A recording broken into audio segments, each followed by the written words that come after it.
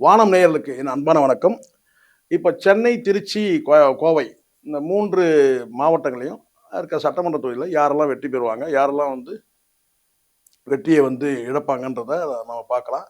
மொத்தம் 16 சட்டமன்ற தொகுதிகள் இருக்கு. அதுல வந்து பட்டியல் பார்த்தீங்கன்னா, 1 டாக்டர் ராதாகிருஷ்ண நகர், ஆர்கே நகர்ன்னு சொல்லுவாங்க. பெரம்பூர், கொளத்தூர், வில்லிவாக்கம், திருவிக நகர், எழும்பூர், ராயபுரம், துறைமுகம், சேப்பாக்கம், ஆயிரம் விளக்கு, அண்ணா நகர், விருகம்பாக்கம், சைதாப்பேட்டை, த டி நகர், மயிலாப்பூர், வேளச்சேரி. இப்படி ஒரு 16 தொகுதிகள் வந்து பார்த்தீங்கன்னா, சென்னையில இருக்கு. இந்த 16 தொகுதியில வந்து பார்த்தீங்கன்னா வந்து ஏற்கனவே உங்களுக்கு தெரியும், திமுக வந்து கோட்டைனாலும், அந்த கோட்டையில வந்து ஓட்டைய போட்டது வந்து பார்த்தீங்கன்னா வந்து அதிமுக ஆட்சி காலத்தில ஜெயலலிதா அவர்கள் வந்து ஓட்டைய போட்ட தருணங்கள்லாம் இருக்கு. அந்த காலகட்டங்கள்லாம் இருக்கு. ஆனாலும் மீண்டும், மீண்டும் வந்து பார்த்தீங்கன்னா, திமுக வந்து சென்னைய வந்து கோட்டையா வந்து தக்க வச்சுப்பாங்க. இப்ப ஜெயலலிதா காலத்துக்கு பிறகு வந்து பார்த்தா மீண்டும் வந்து சென்னை கோட்டையா தான் இருக்கு.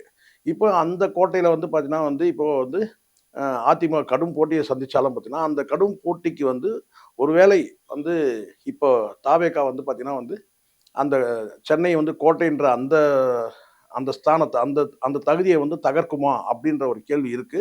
ஏன்னா, இப்போ வந்திருக்கிற தகவல் படி பார்த்தீங்கன்னா, கிட்டத்தட்ட 16 தொகுதியில வந்து ஒரு 10 தொகுதிகளுக்கு மேல் வந்து டிவிகே வந்து பார்த்தீங்கன்னா வந்து கடும் போட்டிய வந்து அந்த இடத்துல வந்து ஏற்படுத்தி இருக்கிறது வந்து உண்மை. அப்ப அந்த கடும் போட்டியில வந்து பார்த்தீங்கன்னா, 1, 2 தொகுதிகள் வந்து வெற்றி பெறுமா?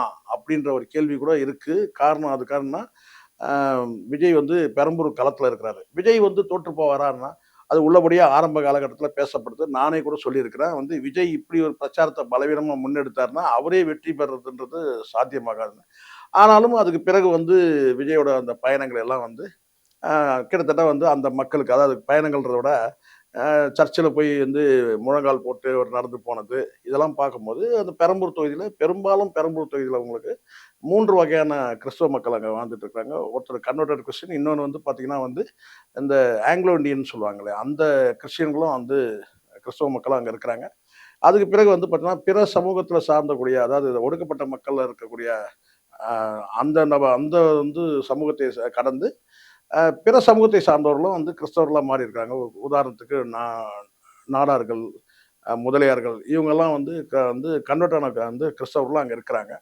ஸோ அதனால வந்து பலம் வாய்ந்த கிறிஸ்தவர்கள் வந்து மிகுதியா இருக்கக்கூடிய அந்த தொகுதிய தேர்வு செய்ததுக்கு காரணமே விஜய் வந்து பார்த்தீங்கன்னா, அந்த இலக்கு வச்சு தான். அதாவது கிறிஸ்தவ மத வாக்குகளை வந்து பெற முடியும். அப்படின்ற எண்ணத்துல தான் அந்த போட்டியிட்டதுன்றது எல்லாருக்குமே தெரிய வரும். அப்போ இந்த இடத்துல வந்து கேட்டீங்கன்னா, பெரம்பூர் தொகுதியில வந்து விஜய் போட்டியிட்டதுனால மற்ற பிற பகுதியிலேயும் வந்து பார்த்தீங்கன்னா வந்து, விஜய்க்கு வந்து ஒரு தாவேக்காக்கு வந்து ஒரு ஃபேவரா இருக்குன்னு சொல்ல முடியும். ஆனாலும் வெற்றியை ஈட்ட முடியுமான்றது சந்தேகம் தான்.